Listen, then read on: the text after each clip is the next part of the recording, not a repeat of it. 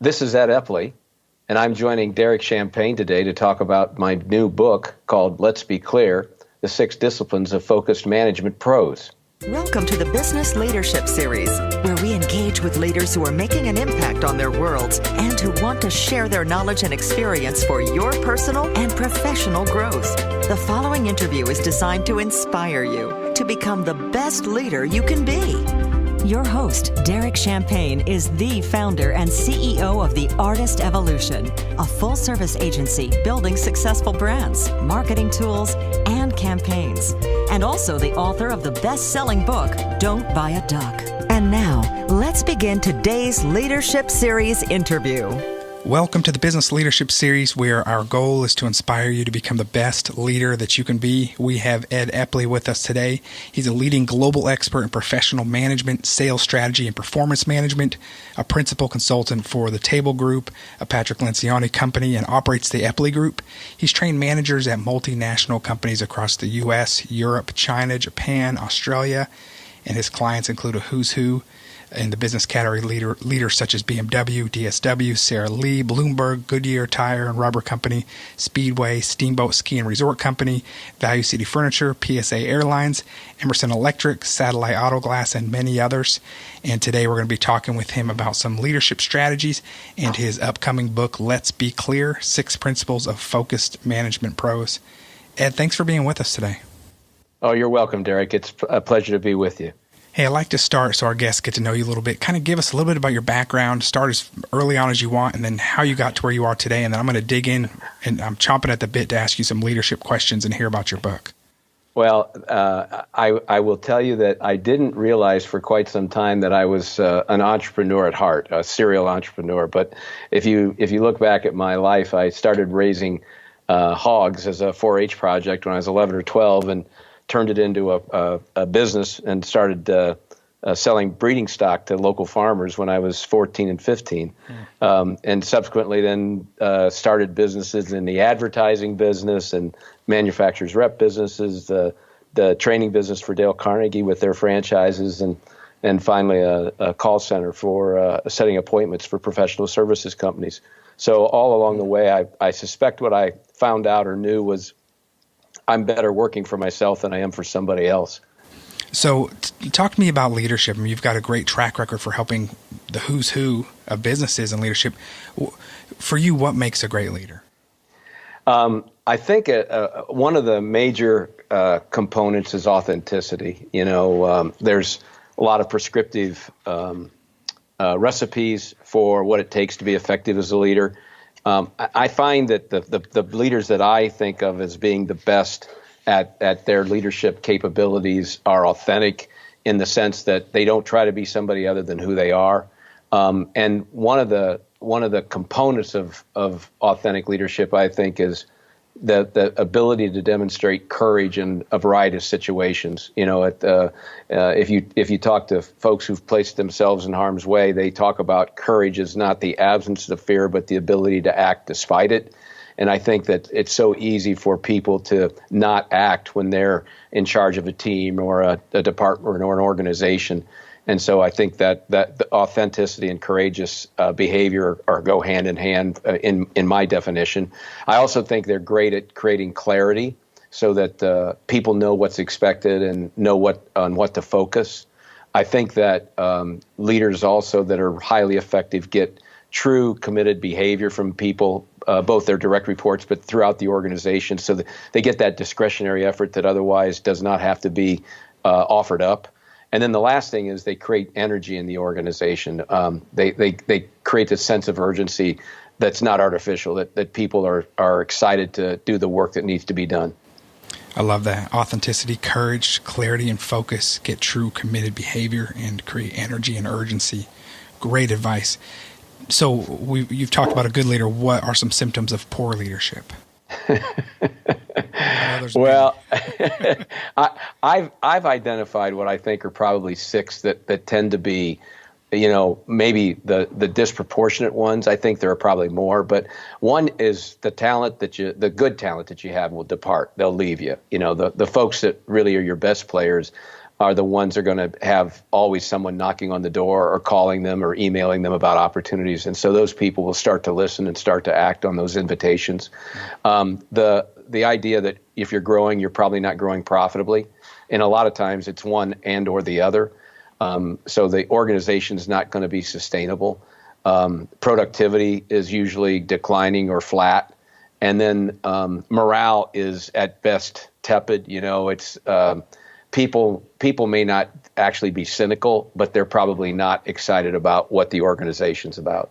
I think a couple others is that there's little to no bench strength because people are too busy doing the work that should be done by others and not leading. And then the inconsistency of results. If you think about great leadership, they perform time and time again. I don't care what endeavor it happens to be. They may not win the championship in athletics every year, but they compete every year. They have to be taken serious. And I think in business, if you're not a great leader, you might do it 1 year, but then you have to take 2 or 3 years to retrench and get yourself back to where you can compete again. So those 5 or 6 things, I think, are signs of leadership that's in question. I'm going to wait to jump into this question, but I'm dying to know some ways to improve leadership. But let's keep going first. You talk about this, a stop doing list. What does that mean?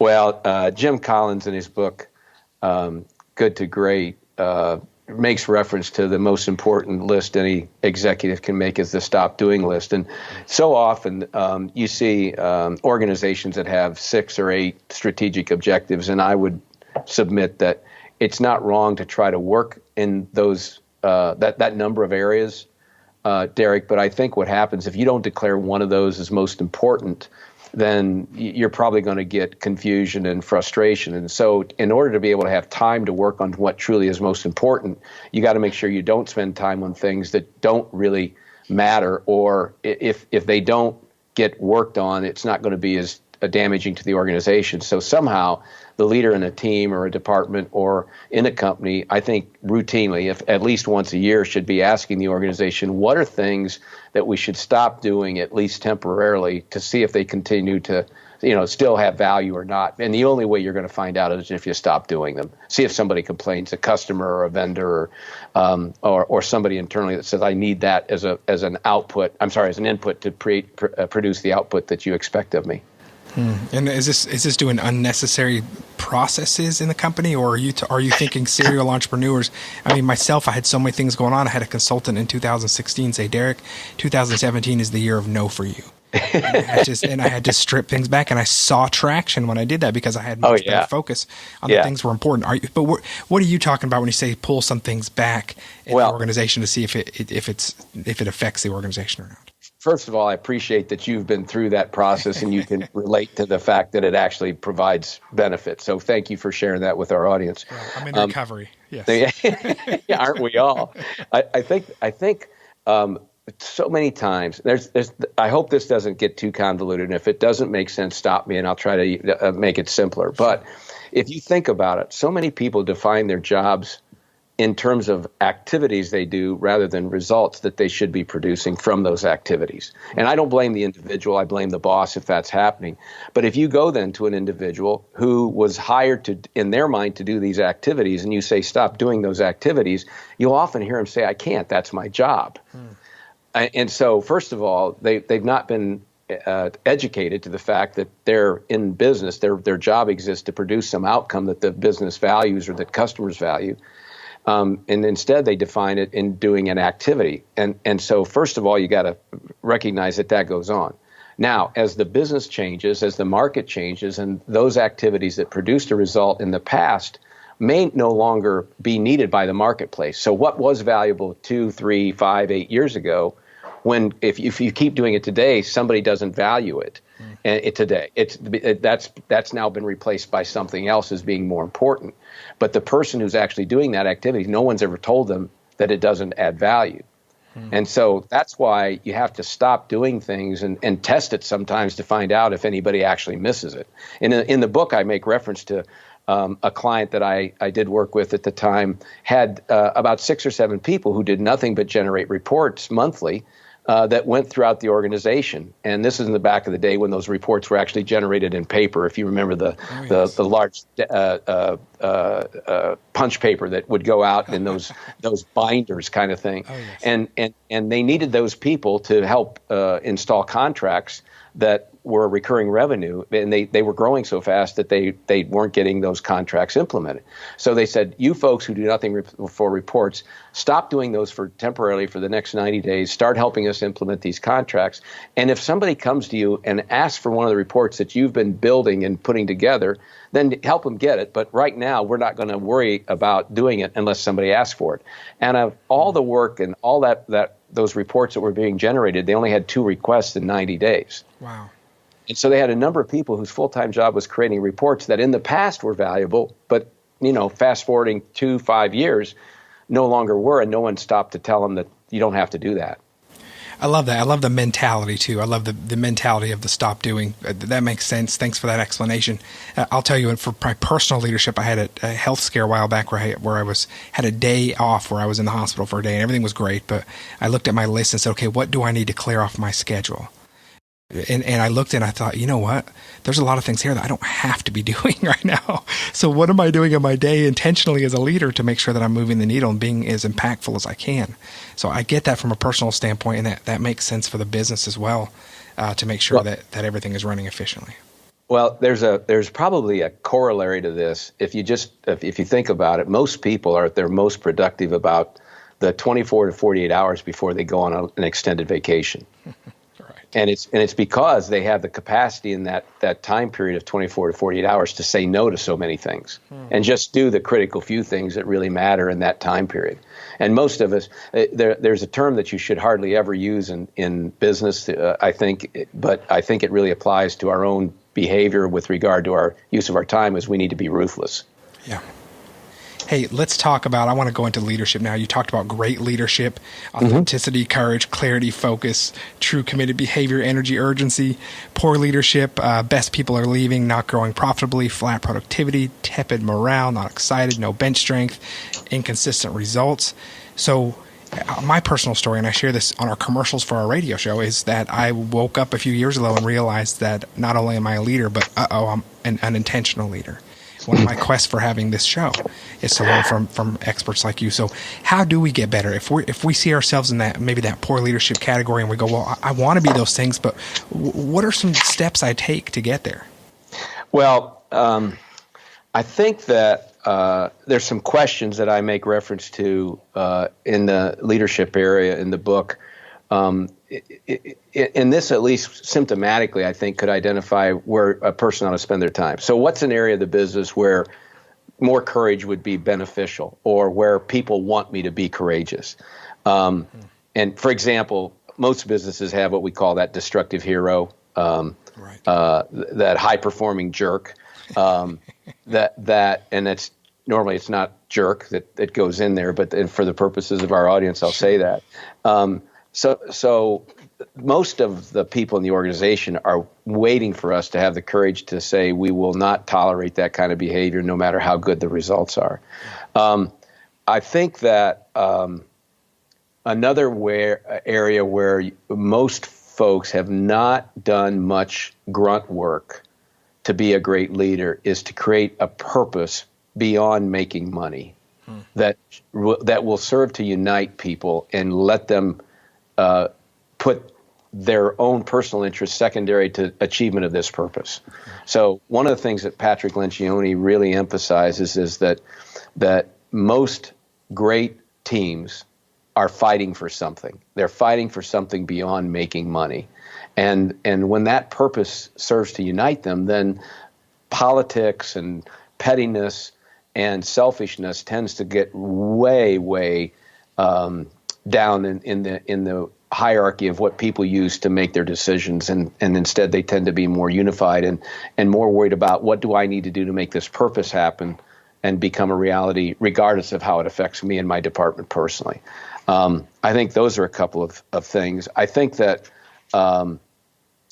if in the book, or even I guess probably the self-awareness that we talk about is probably pretty crucial. So if I want to become a more effective leader, I probably need to start to understand what am I really good at and what am I really not good at, and not based upon my own opinions, but truly based upon some professional observation by somebody who doesn't have a horse in the race and telling me whatever they tell me. Yeah. So I would also start to try to get that clarity about the strengths and weaknesses that I possess. And Derek, I know you're younger than me because almost everybody is. But what I've learned way too late in my own career is what I do that most people really value. And I think most of us have an opinion about what that is, but I don't think most of us have that really clarified. So as a result, we start to behave and do things because we think it's what people value, but we really don't know what it is. So does that answer your question? Yeah, it absolutely does. It does. And I think I agree with you. I think self-awareness is so important in identifying your strengths and weaknesses and being open to improving and always looking and always being willing to look at yourself first. I mean, we have challenges in our organization. I'm learning to say, well, as a leader, is that because of me? Am I responsible for some of that? And a lot of times I am. Either a behavior that's been allowed or it's been an assignment of management, but it does stop with me. And I do think that's great for a leader to be self-aware and be willing to take responsibility too. Yeah, and I find that entrepreneurs fit into one of two categories. I think they tend to be disproportionately in the camp of either they're so hard on themselves that they don't want to admit they have any strengths, so they're in this idea that everything they're doing is built on a smoke and mirrors kind of foundation, that there's no substance to it when that's not true at all. So they think they're just nothing but weaknesses. And at the other end of the spectrum, you have those that they're just their confidence borders on or is actually arrogance to the point that the rules that apply to others don't apply to them. Yeah, that's great. Yeah, I've heard it described as the imposter complex. Where some of the greatest performers out there a lot of times in arts, comedy, and feel like they're an imposter and have a hard time even getting out on the stage. And they're some of the most brilliant minds that we know. Yeah. The Robin Williams types. Yeah. Yeah. And that's great. So this all kinds of brings back to me the culture and how it affects the culture. So, and I know you talk about culture. You say there's two sets of rules, written versus unwritten. Can we take a few minutes and talk about culture? Sure. Well, first of all, depending upon the size of the organization, there's companies and entities that spend a lot of time and energy working on culture, and there's those that don't. But regardless, organizations do have cultures. I don't care, every family, every couple, every unit of people, whatever kind of organization that they tend to have, there's a culture that goes with that. So those are the written and the unwritten rules for how we will behave. And when I do the work that I do in the course for presidents that I teach at Aileron, we talk about you either have a culture in your company by design or you have it by default. So the written and unwritten rules tend to be the employee handbook will be the written rules, which tends to be written for the people who need thou shalt nots. So they're the 3 to 5% of people who will take liberties that no one else will take just because they are that kind of person. I think of George Costanza in the Seinfeld episode that slept with the cleaning woman and said, if somebody told me I shouldn't have, I wouldn't have, kind of a thing. Right. And so the employee handbook's for that person. Right. But most people don't need that. What they need and what they pay attention to are the unwritten rules for what the boss does, for what the owner does, that indicates what really they value.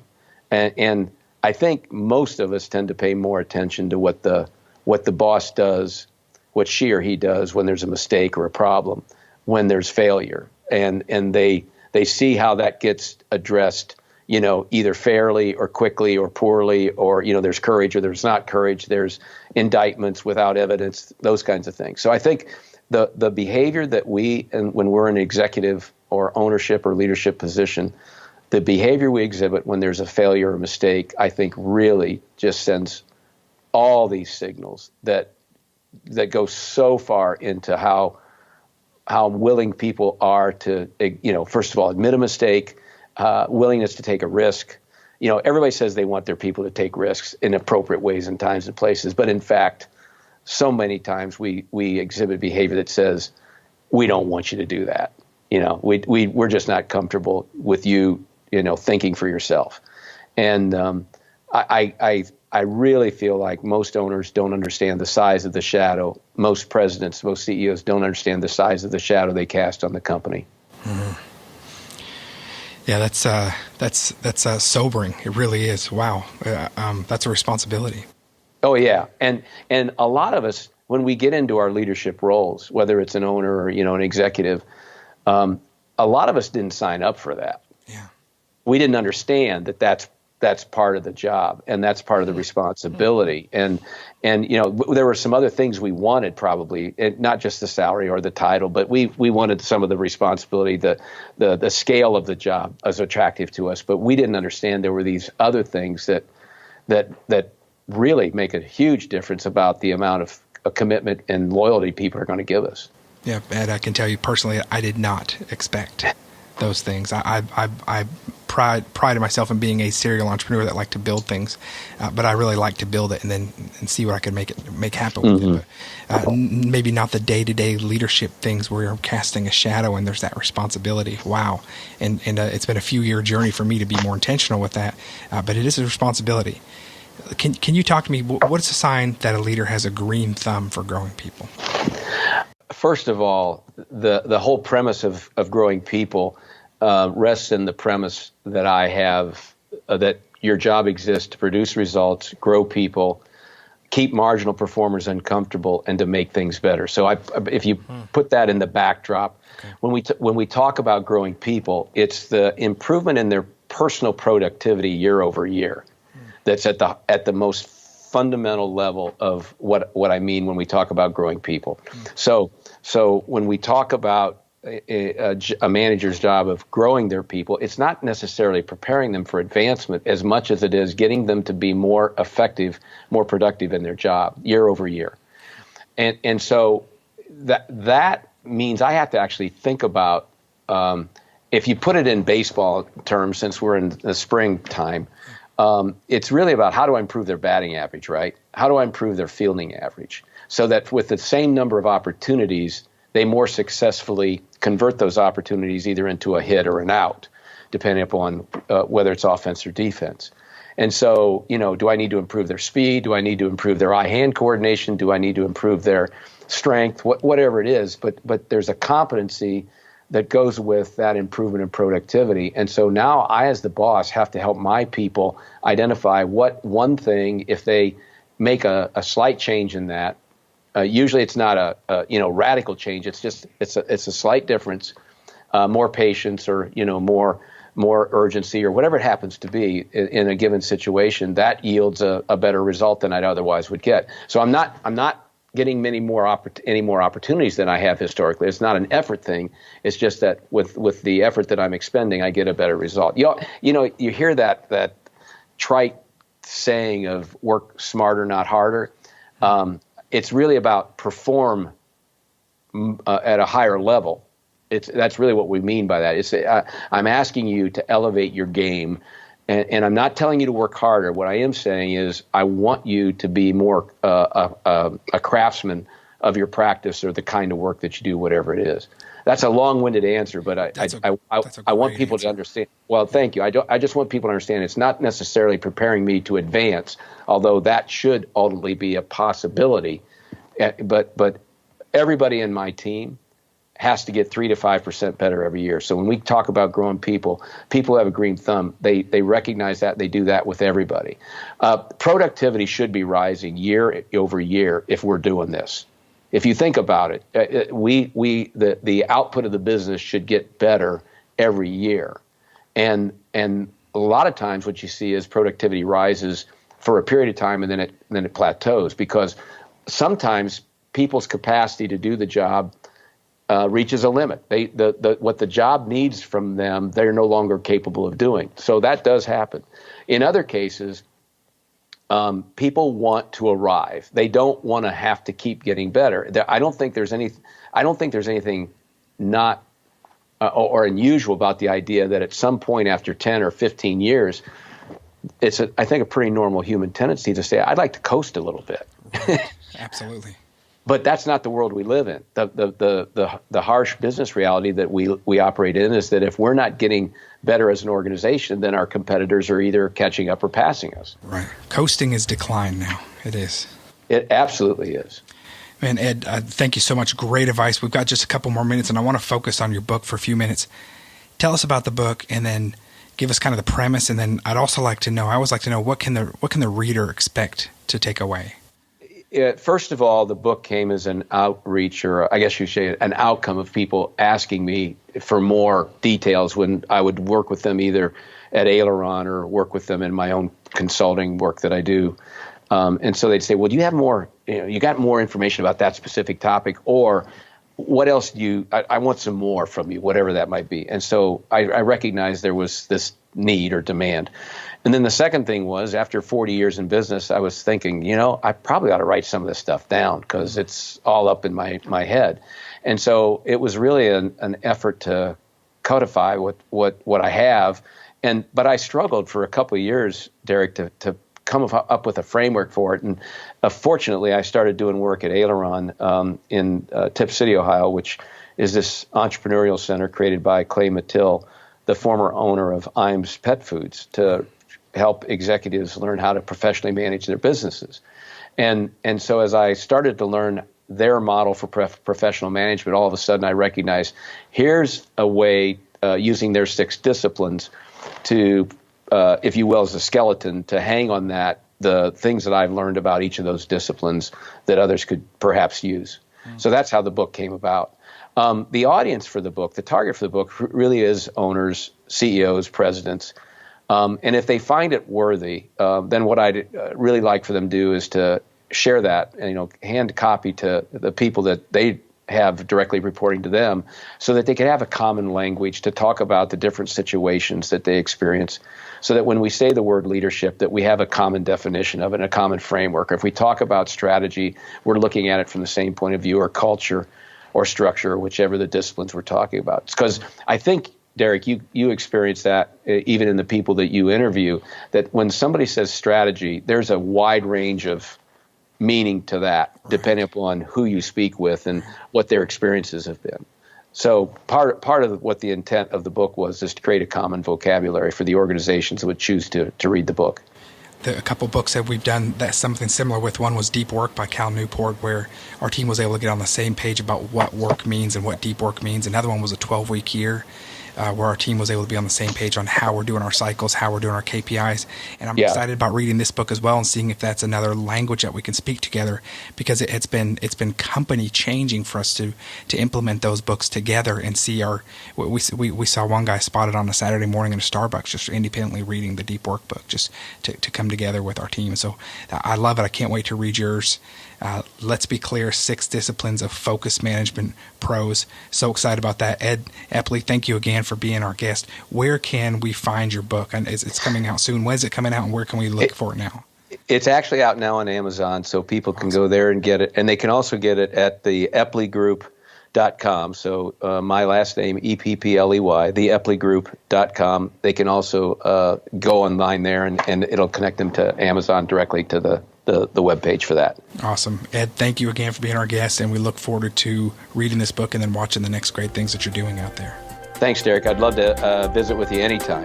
Awesome. We'll talk soon. Thanks, Ed. You've been listening to the Business Leadership Series, where we engage with leaders who are making an impact on their worlds and who want to share their knowledge and experience for your personal and professional growth. This interview was designed to inspire you to become the best leader you can be.